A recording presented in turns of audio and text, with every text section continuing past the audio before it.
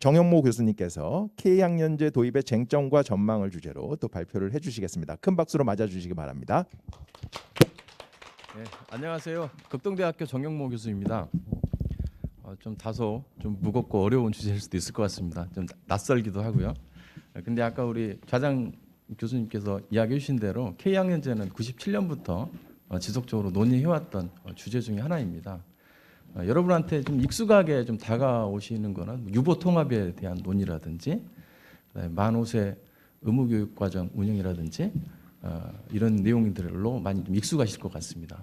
그리고 일부 언론에서는 유아학교 뭐 이런 식으로 좀 발표된 적도 있습니다. 그런 내용들을 좀 포괄하는 것이고요. 우리 개념적인 측면에서 볼 때도 우리 위원회에서 상당히 좀 많은 검토가 있었습니다.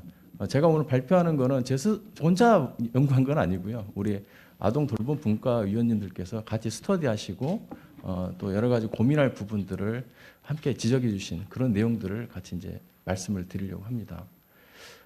이 K학년제는 우리 정의를 좀 해보면은 유아 교육이나 그 돌봄을 우리가 많이 정책적으로 추진을 하고 있는데요. 이런 것들을 이제 국가에서 일정 기간을 책임지는 것들을 의미합니다. 그래서 이제 무엇을 하려고 하는 것이냐 하면 모든 아동들이 공정한 출발점을 갖고 건강하게 자랄 수 있도록 우리 어른들이 제도를 좀 만들어주자, 그런 의미를 담고 있습니다. 그렇기 때문에 지금까지 추진해왔던 그 유아 공공성 강화에 대한 다양한 정책들이 있는데요. 그런 정책들에 대한 이야기들을 모두 포괄하고 있습니다. 예를 들자면 현재 누리과정을 통해서 유아교육을 무상화하는 정책을 추진하고 있는데요. 그런 부분도 담고 있고 또 누리과정을 지금 운영을 하고 있는데 이 누리과정을 어떻게 개발하고 적용하는 것에 따라서 아이들의 그 발달에서 상당한 영향을 주게 될 것입니다. 그래서 거기에 대한 부분들도 상당히 많이 연구를 하고 있거든요. 그래서 그런 내용들도 포함을 하고 있고 이런 활동들이 궁극적으로는 어른들을 위한 게 아니라 아동의 건전한 성장과 발달을 도모할 수 있어야 된다는 측면으로 여러 가지 그 학계에서도 이야기를 하고 계시고 또 학부모님들도 이야기하고 계시는데요. 그런 부분들을 같이 함께 이제 검토한다는 그 의미를 담고 있다고 보시면 될 것 같습니다.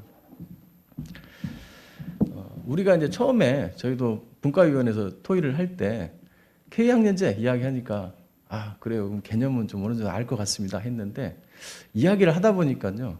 각각 이 추상적인 개념에 대해서 서로 다르게 이야기하고 있는 부분들도 있었습니다. 그러니까 안다고 생각하지만 서로 다르게 개념을 좀 이해하고 있는 것이죠. 그리고 또 두 번째로 우리가 느꼈던 건 뭐냐면 K학년제를 도입한다고 하면 어떻게 하는 거지? 이렇게 먼저 떠올렸거든요. 근데 우리가 곰곰이 더 생각하다 보니까 더 중요한 문제가 있었습니다. 뭐냐면은 K학년제를 왜 하려고 하는데 이게 제일 중요한 문제죠. 우리가 제도를 도입한다고 할 때는 가장 중요한 것은 그 제도가 왜 도입되고 왜 필요한지를 우리가 명확하게 하는 것이 중요한 과제 중에 하나일 것입니다. 그래서 우리가 이제 논의를 하다 보니까 세 가지의 범주로 크게 이제 필요성을 좀 요약할 수가 있었습니다. 첫 번째는 교육이고요. 두 번째는 사회 경제적인 측면에서의 이제 필요성이 도출이 됐고, 세 번째는 사회 정책적인 측면에서의 필요성도 같이 논의가 됐습니다.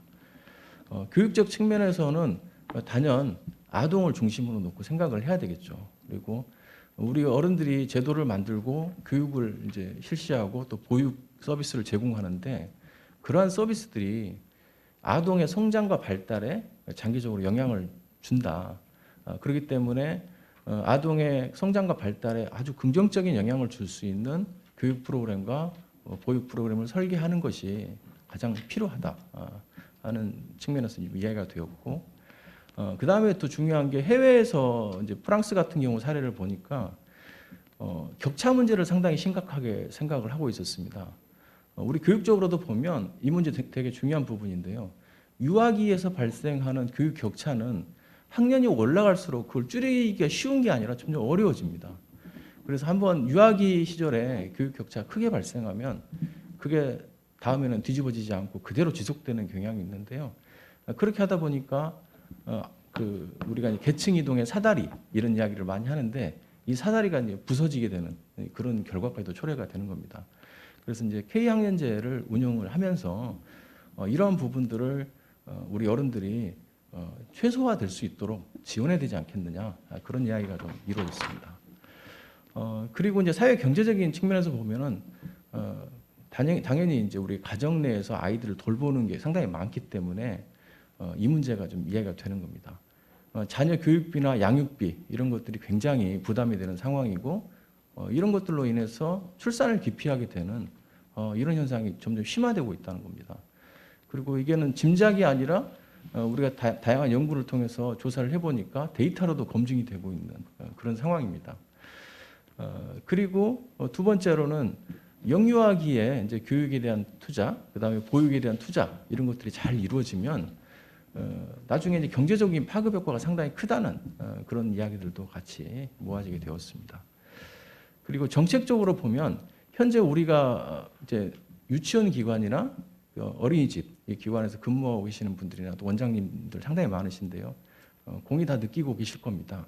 왜냐하면 현재 이원화된 체제, 그러니까 교육부 체제로 운영하는 유치원, 그다음에 어린이집 같은 경우는 보건복지부에서 운영하시는데 표준 유아교육비 자체도 보면 설정되어 있는 것 같지만 구멍이 많습니다. 그래서 기관별로 지원되는 금액들도 다른 그런 상황이 펼쳐지고 있고 또 기관별로 보면 시설이라든지 그다음에 교사에 대한 근무 여건이라든지 이런 것들도 상당히 차이를 보이면서 모든 아이가 똑같은 교육을 받는 게 아니라 어느 유아교육기관에 갔느냐에 따라서 상당히 다른 서비스를 받게 되는 그런 구조적인 문제가 있었습니다. 그래서 이런 문제를 해소해서 궁극적으로는 아이들이 올바르고 좋은 교육을 받을 수 있고 또 돌봄 서비스를 통해서 보호받을 수 있도록 우리가 체계를 만들어야 되겠다. 그런 측면에서 이제 우리가 필요성을 같이 한번 논의하게 되었습니다. 그리고 K학년제 도입에 대한 부분을 아까 이제 97년부터 논의가 되었었다고 말씀을 드렸는데요. 다소 의무교육과 무상교육에 대한 프레임이 혼재되어서 나타나는 그런 특성들이 있었습니다. 다만 어떤 일부에 대한 일정한 흐름들이 있는데요. 처음에는 유아교육에 대한 체계성을 많이 갖추고 질 높은 유아교육을 해야 되겠다. 그런 측면에서 논의가 많이 되었고요. 실질적으로 그걸 위해서 많은 연구도 이루어졌고 제도적 장치도 만들어졌습니다. 그런데 추진하다 보니까 사실은 유아교육 시설이 많이 부족했죠. 초기에는. 그러다 보니까는 사립기관에 많이 의존하게 됐고 또 어떻게 하다 보니까 우리가 또 이원화된 유치원과 어린이집으로 이원화된 정책을 쭉 추진해 오면서 좀 혼재되기도 했습니다. 그런데 이제 그런 시간을 다 거친 다음에 우리가 최소한 그 무상교육만은 추진하자 그런 이야기가 됐었고요. 만 5세부터 추진하다가 3세까지 점점 이렇게 확대하는 무상교육 정책을 폈습니다. 그리고 최근에는 이제 2020년에 정의당에서 총선 공약을 내세우면서 의무교육을 우리가 시행을 하겠다 이런 공약이 나오는 그런 이제 계기도 있었습니다. 그리고 2021년에는 더불어민주당에서 또 국민 생활 최저 기준으로서 만 5세 의무 교육을 당론으로 정해서 추진하겠다 그런 이야기도 나왔고 최근에는 서울시 교육청에서 유아학교를 추진하겠다 하는 이야기들도 나오게 되었습니다. 그래서 이런 이야기들을 다 종합해 보면 처음에는 유아교육에 대한 체제를 갖추자, 그 다음에 무상교육을 추진하자, 그 다음에 의무교육으로 하자 이런 이야기들이 계속 이제 확대되고 있는 모습들을 좀 발견할 수 있습니다. 하지만 구체적인 방법에 대해서는 아직까지 합의가 좀 덜 되어 있는 상태이고요. 굉장히 이야기하시는 분마다 혼재되어서 좀 어떤 주장들이 나눠져 있는 것들을 우리가 발견하게 되었습니다. 그래서 이 아주 혼재되어 있고 좀 흩어져 있는 것 같은 의견들을 정리를 해보니까 몇 개의 카테고리로 좀 나누어서 그 쟁점들을 좀 발견할 수가 있었습니다. 이 쟁점들을 카테고리화하는 것은 되게 중요한 게요. 각 카테고리별로 쟁점들이 있는데 어떠한 쟁점을 논의하고 쟁점을 논의한 결과에 따라서 어떤 대안을 결정하게 되면 마치 정책에서 어떤 정책 경로가 결정되는 것처럼 그런 모습들이 좀 발견되는 것을 우리가 좀 알 수가 있었습니다. 그 카테고리는 크게 보면 도입 형태, 그 다음에 대상, 그 다음에 학제, 그 다음에 운영 방식 이렇게 네 가지로 크게 나눠볼 수가 있었습니다. 이제 뒤에 상세하게 좀 살펴볼 건데요. 이 그림들을 좀 살펴보도록 하겠습니다. 도입 형태 부분은 의무 교육을 할 것이냐 무상 교육을 할 것이냐에 대한 논의입니다. 마치 의무 교육을 한다고 이야기하셨는데 내용을 들어보면 무상 교육 같기도 하고 이런 것들도 있었습니다. 그래서 우리가 명확하게 해야 되는 부분은 정책을 추진한다고 하면 의무 교육을 할 것인가 무상 교육을 할 것인가를 좀 담론을 정해서 좀 논의하고 결정해야 되는 그런 부분이 있었습니다. 예를 들자면 의무 교육 같은 경우는 우리 헌법에서 보면 의무 교육은 무상으로 한다고 되어 있기 때문에 당연히 무상 교육을 포괄하는 개념입니다. 그러니까 의무 교육이 무상 교육보다는 훨씬 더 큰 개념이라고 볼 수가 있죠. 다만 이제 우리가 검토해야 될 부분이 있는데요. 의무 교육을 채택하게 되면 교육 격차 문제를 아주 효과적으로 대응할 수 있는 그런 부분이 있을 겁니다. 왜냐하면 국가에서 정한 교육 과정을 누구나 다 똑같이 받아야 되는 그런 상황이 되기 때문에 지금까지 다양한 우리 유아교육 기관에서 교육이 굉장히 다양하게 이루어졌지 않습니까? 영어 유치원부터 시작해서 아주 기본적인 교육 과정을 운영하는 유치원까지 다양했었는데 그런 부분들을 상당히 해소할 수 있는 부분이 있습니다. 그러다 보니까 교육 격차 문제를 상당히 해소할 수 있는 부분이 있고요. 이러한 장점들 때문에 다양한 유럽 국가에서도 지금 의무 교육을 좀 확대하려고 하는 그런 움직임들이 좀 있습니다. 가까운 일본에서도 유아 의무 교육을 어떻게 도입할 것인가에 대한 논의가 상당히 이루어졌었고요. 그런 걸 보면은 이 부분에 대한 메리트가 상당히 크다고 볼 수가 있습니다. 다만 이제 의무 교육을 하다 보니까 아이들을 취약시키지 않았을 경우에 발생하는 여러 가지 문제점들을 어떻게 극복할 것인가에 대한 문제점들이 있습니다. 그래서 부모의 권리를 일부 제한하는 문제가 있어서 이거를 잘 극복해야 되는 문제가 있습니다. 다만 이제 의무라고 하는 게요. 우리 헌법에서 보면 근로의 의무처럼 국가의 의무를 더 강조하고 또 이렇게 보는 부분도 있습니다. 그러니까 교육에 대해서도 의무라고 했을 때는 그런 부분을 적용해야 되지 않겠느냐 하는 생각도 좀 들어갑니다. 다만 이제 무상교육으로 채택하는 경우 여러 가지 장점이 있을 수도 있습니다. 현재 3세, 5세는 무상교육을 표면적으로 채택하고 있기 때문에 굉장히 지금까지 했던 것과 익숙합니다. 그래서 장점이 좀 있고 거부 반응도 적을 수가 있습니다. 다만 이제 무상으로만 했을 경우에는 보호자들이 유아교육기관을 선택할 수 있기 때문에 질 높은 유아교육기관에 더 몰릴 수 있는 아이들이 더 몰릴 수 있는 문제점이 있고 교육 격차를 효과적으로 해소하는데 어떻게 할 수 있겠느냐는 그런 부분들이 좀 고민이 되는 지점입니다. 그리고 지금도 보면은 100%의 취원율을 보이지 않습니다. 90% 이상은 되긴 하지만 아직도 유치원을 보내지 않고 그냥 가정에서 이제 가정 내 돌봄을 하거나 가정 내 교육을 선호하시는 분들이 계시는데 부모님들의 교육 방식도 상당히 선호도가 다르겠죠. 근데 이제 그런 문제에 대해서 효과적으로 대응할 수 없는 그런 부분이 있고요. 그다음에 현재 우리가 어린 아이들을 다 키워보신 부모님은 아시겠지만 유치원 원비가 왜 무상이라고 하는데 왜 반은 내가 내는 것 같다 이런 이제 이야기를 하시거든요. 그러니까 국가에서 대주는 부분이 있고 수익자 부담금이 있는데 사실은 지금 50대 50으로 이루어지고 있습니다. 이런 부분들을 어떻게 아주 객관화시켜서 표준 유아 교육비를 산정할 것인가 하는 문제들이 좀 우리가 고민해야 되는 포인트입니다. 그래서 의무교육과 무상교육을 채택할 때 우리가 논의한다고 하면 이런 부분들을 함께 논의할 필요가 있습니다. 그 다음에 3세하고 5세까지 이렇게 무상이나 또 의무교육 과정을 운영하는 방법이 있고 5세만 원포인트로 정해서 추진하는 방법이 있을 텐데요. 상당히 좀 어려운 부분이 이제 행정적으로 좀 있습니다. 우리가 그 3세까지 낮추게 되면 모든 아이들이 이제 공정한 출발점을 보장받는데 상당히 유리한 부분이 있을 것입니다. 근데 이제 의무교육이 이제 시작되는 연령이 달라지게 되면 어떤 문제가 있냐면 지금 현재는 어린이집과 유치원으로 이원화되어 있기 때문에 몇 세까지 자르냐에 따라서 어린이집과 유치원은 생존 문제가 상당히 걸려 있습니다.